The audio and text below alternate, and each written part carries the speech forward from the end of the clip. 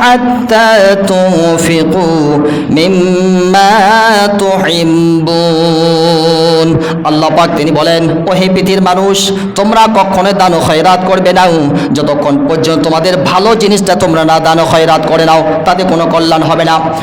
এ বান্দা, দান করো, খয়রাত করো, সাদকা করো, শুধুমাত্র তোমাদের ভালো পছন্দনীয় জিনিসটা, তোমরা যেই মালকে, যেই ধনকে, যেই সম্পদটাকে তোমরা সবচেয়ে ভালো পছন্দনীয় মনে করতেছো, ওই ধনটাকেই তোমরা আল্লাহর রাস্তায় দান ও খয়রাত করে দাও, তাতে তোমাদের জন্য বেশি সওয়াব আছে, বেশি কল্যাণ আছে তোমাদের জন্য। যদি তোমরা পছন্দনীয় মাল, পছন্দনীয় দান যদি তোমরা আল্লাহর রাস্তায় কোরবান না করো, দান ও খয়রাত যদি তোমাদের পছন্দনীয় জিনিসটা যদি না হয়ে থাকে, তাহলে কোনো রকমের কল্যাণ হবে না, কোনোই তোমাদের ভালো হবে না। যখন কোরআনে কারিমে এই আয়াতটা যখন নাযিল হয়ে গেল, সঙ্গে সঙ্গে হযরত আবু তালহা রাদিয়াল্লাহু তাআলা আনহু তিনি বলতেছেন, ইয়া রাসূলুল্লাহ, হযরত আবু তালহা ছিলেন মদিনার সবচেয়ে বড় একজন ধনী ব্যক্তি।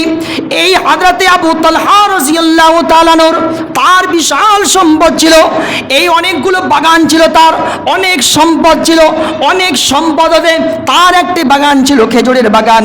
এই বাগানটি ছিল একেবারে মসজিদে নববীর দরজার সামনে, মসজিদে নববীর সামনেই ছিল তার একটি খেজুরের বাগান। আর এই বাগানটাতে সংগ্রহ সময় আল্লাহর নবী তিনি মাঝে মধ্যেই তিনি এই বাগানটার ভিতরে তিনি প্রবেশ করতেন। বিশ্বনবী মুহাম্মদুর রাসূলুল্লাহ বলি সাল্লাল্লাহু আলাইহি ওয়াসাল্লাম সব সময় মাঝে মধ্যেই হযরতে বিশ্বনবী মুহাম্মদুর রাসূলুল্লাহ তিনি বাগানটার ভিতরে যেতেন, আর তা থেকে পেড়ে পেড়ে তিনি তাজা তাজা খেজুর খাইতেন, আবার জলপান করতেন। আর ওই খেজুর থেকে রস বের হয়ে আসে, গাছ থেকে যে রসগুলো বের হয়ে আসে, ওই রসগুলো পর্যন্ত আল্লাহর নবী তিনি পান করতেন।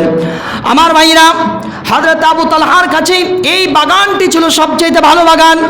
এই বাগানটি এতটাই ভালো, মসজিদের নববীর সামনেই বাগান, আল্লাহর নবী বাগানেই তিনি মাঝে মধ্যে যেতেন।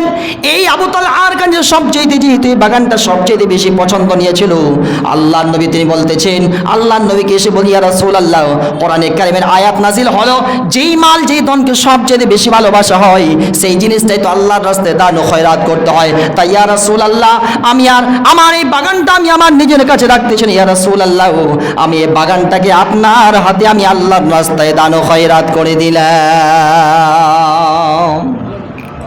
কি সাহাবী রে মা, এত বড় একটা বাগান, এত ধন সম্পদ, মদিনার সবচেয়ে বড় ধনী ব্যক্তি, আর মসজিদের নববীর সামনে যে বাগান, সবচেয়ে যে বাগানকে তিনি পছন্দ করতেন, ওই বাগানটা তিনি আল্লাহর রাস্তায় তিনি দান ও খয়রাত করে দিচ্ছেন। এইরকম ঈমান মজবুত করতে হবে, দান করে যেতে হবে, খয়রাত করতে হবে।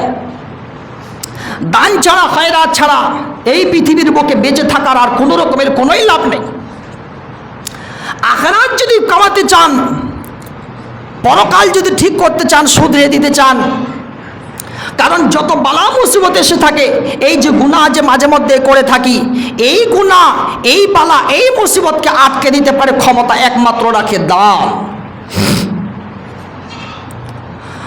আল্লাহ পাক বলেন, ও হে পৃথিবীর মানুষ শোনো, আমার ঘোষণা হচ্ছে এটা, ইন্নাল্লাহা আশতারা মিনাল মুমিনিনা আনফুসাহুম ওয়া আমওয়ালাহুম বিআন্না লাহুমুল জান্নাহ।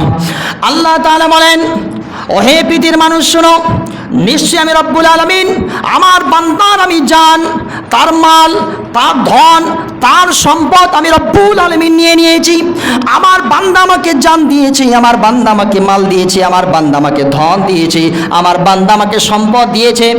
আর যারাই এই জিনিসগুলো ধন দিল, সম্পদ দিল, মাল দিল, ধন সম্পদ দিল, আমি আল্লাহর ঘোষণা, আমি রব্বুল আলামিন এর বিনিময়ে আমি আল্লাহ তাআলা তাদের নামে জান্নাত খানাকে আমি আল্লাহ ঘোষণা করে দিলাম।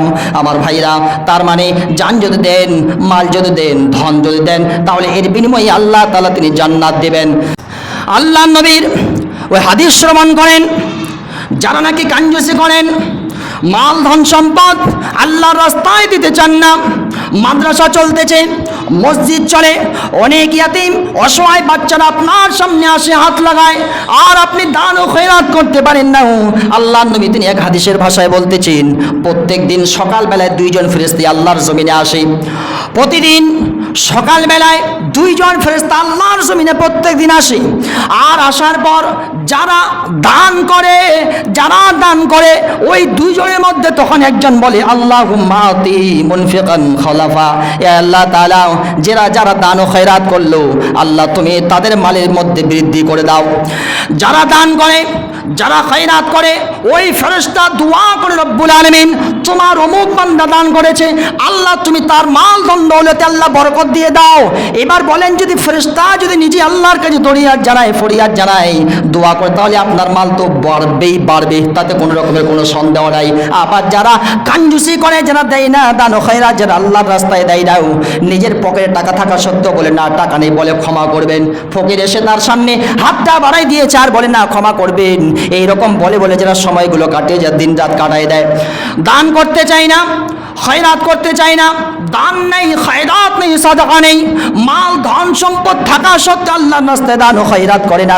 ওয়া ইয়াকুলুল আখার, ওই দুইজন ফেরেশতার মধ্যে আবার একজন বলে কি, আল্লাহুম্মা আতি মুমসিকান তালাফা, আয় আল্লাহ তাআলা তোমার অমুক গ্রামের অমুক সাহেব আব্দুল জলিল সাহেব, আল্লাহ তোমার একজন বান্দা, তুমি তাকে ধন দিয়েছো, তাকে সম্পদ দিয়েছো, অনেক ধন অনেক সম্পদ, মাঠে ধান দিয়েছো, মাঠে ভুট্টা দিয়েছো, সব কিছু দেওয়ার পর আল্লাহ পকেটের মধ্যে তার কাছে টাকা আছে।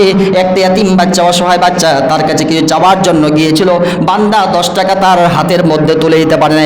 আয় আল্লাহ তাআলা আমি ফেরেশতায় তোমার দরবারে এখন দোয়া জানাচ্ছি রে মাওলা, আল্লাহুম্মা আতি মুমসিকান তালাফা, তার জীবনে যত ধন সম্পদ আছে আয় আল্লাহ তাআলা সমস্ত ধন সম্পদগুলি তার তুমি বরবাদ করে দাও। নাউযুবিল্লাহি মিন যালিক। যারা এইরকম যাদের কাণ্ড হয়ে থাকে, যারা দান ও খয়রাত করে না, ফেরেশতা তাদের সম্পর্কে লানত করে থাকেন। সুতরাং কাঞ্জুসি না, আল্লাহ ধন দিয়েছেন, ধন সম্পদ আপনার না। আমি তো একটু আগেই উদাহরণ পেশ করেছিলাম, এই জমিনটা আল্লাহর তরফ থেকে পাওয়া, আপনার কোনো বাবার সম্পদ না। এই জমিনের মধ্যে একটা শুধুমাত্র ধান পুঁতে দিলে সেই জায়গা থেকে 7টা শীষ বের হয়ে আসছে, একটা ধানের গাছ থেকে 7টা শীষ বের হয়ে আসছে, আর প্রত্যেকটা শীষে 100 করে দানা ধরে 700 দানা হয়। আল্লাহ বলছেন, বান্দা তুই শুধুমাত্র একটা বীজ আমার জমিনে পুঁতে দিয়েছিলি, আবার মাটি খুঁড়ে দেখবি ওই তোর বীজটাও নেই, ওই ধানটাও তোর থাকে না। আমি রব্বুল আলামিন সেই জায়গা থেকে একটা গাছ বের করলাম, গাছ বের করার পরে 7টা শীষ হয়, আর প্রত্যেকটা শীষে 100 করে দানা ধরে। বান্দা প্রতি মুহূর্তেই বছরে তোমাকে 2 বার খালি ধানেই আমি আল্লাহ তাআলা তোমার 2টা ধান থেকে 1400 দানা দিই। তোমার মতো নিমক হারাম আল্লাহর জমিনে আর হতে পারে না, যে দান এত কিছু ধান পাওয়ার পরেও, এত ফসল সুন্দর করে পাওয়ার পরেও বান্দার মুখ থেকে আল্লাহর দেওয়া জবান দিয়ে শুকরিয়া বের হয় না। আর এই বান্দা, এই নিমক হারাম, এই কাঞ্জুস বান্দা কোনো সময় আল্লাহর রাস্তায় দান ও খয়রাত করে না, এর থেকে নিমক হারাম আল্লাহর জমিনে পাপী আর কেউ হতে পারে না। কথা বলেন ঠিক কিনা?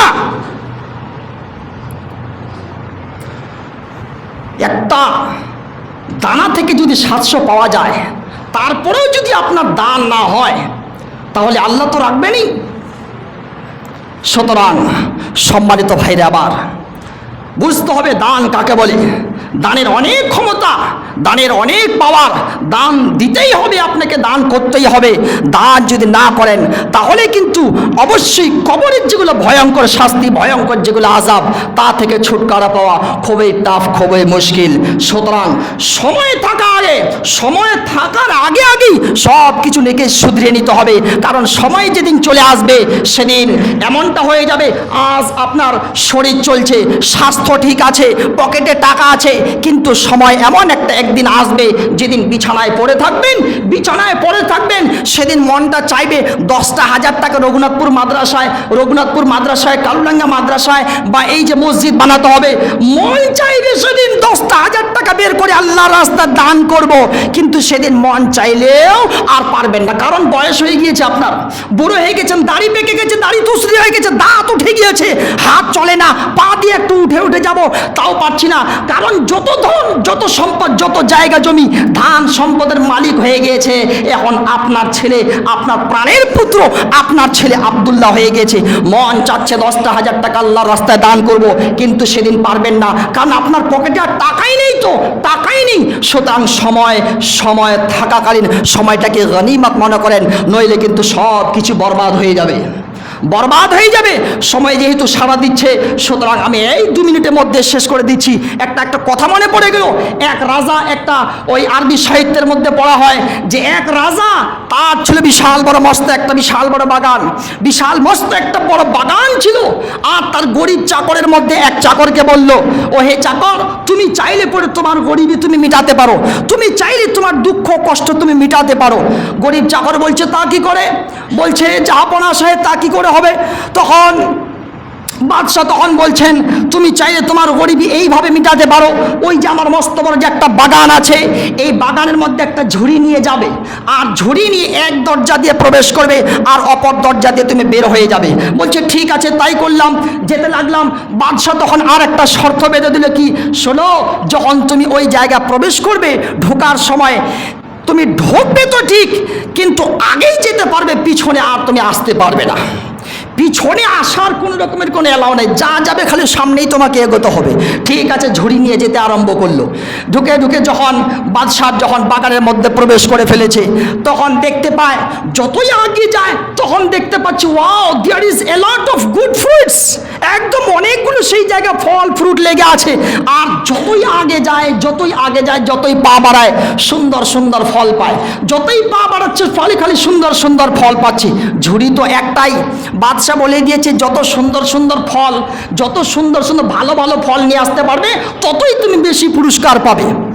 মনে একটা আশা বেঁধে গেল, বেশি পুরস্কার রাজার কাছ থেকে নিতেই হবে। তাই সে আগে যাচ্ছে, যতই আগে যাচ্ছে ততই কিন্তু ভালো ভালো ফল। মনের লোভ সামলাতে পারে না, সামলাতে না পারে, দেখি আরো ভালো ফল, আরো ভালো ফল, যতই আগে যাচ্ছে ততই ভালো, যতই আগে যাচ্ছে ততই ভালো। মনের আনন্দে না একটাও ফল তুলে একেবারে যখন ইন দ্য এন্ড টাইম, যখন একেবারে সমাপ্তি চলে এসেছে, in the end time he is looking that there is no any kind of fruits, যখন একেবারে শেষ সমাপ্তির দিকে চলে গিয়েছে, দেখতে পাচ্ছে ফল শেষ।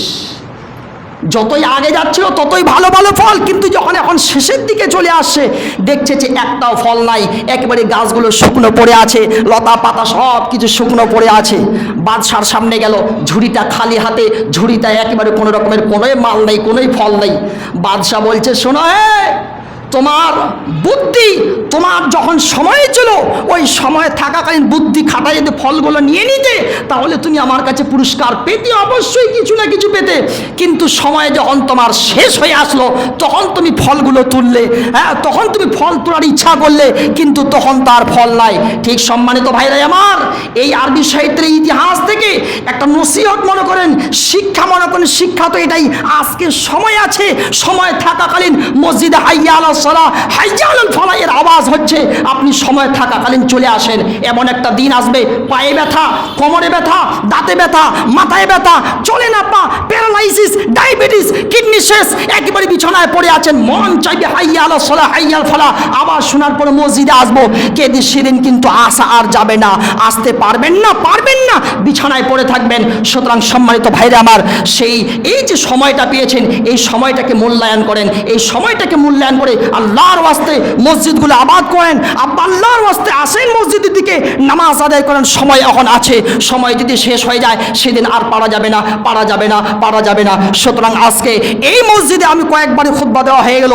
সুতরাং আপনারা কতজন যে নামাজ পড়ছেন বা পড়েন না এখন পর্যন্ত, আমি আল্লাহর ওয়াস্তে আপনাকে বলে যাচ্ছি, আপনার হাত পাও ধরে বলে যাচ্ছি, আমি আপনার দিনী ভাই হইয়ে আমি আপনাকে বলে যাচ্ছি, সময় আছে, সময়টাকে মূল্যায়ন করে সময়টা কাজে লাগিয়ে আল্লাহর ওয়াস্তে নামাজি হয়ে যান। আজকে আমরা এই জামে মসজিদে আমরা নিজে ওয়াদা স্বরূপ বলছি, অবশ্যই আজকে থেকে আমরা 5 ওয়াক্তের নামাজি হয়ে যাব। জোরে বলি ইনশাআল্লাহ। আল্লাহ তুমি আমাদের সকলকে আল্লাহ কবুল মঞ্জুর করো, আল্লাহুম্মা আমিন।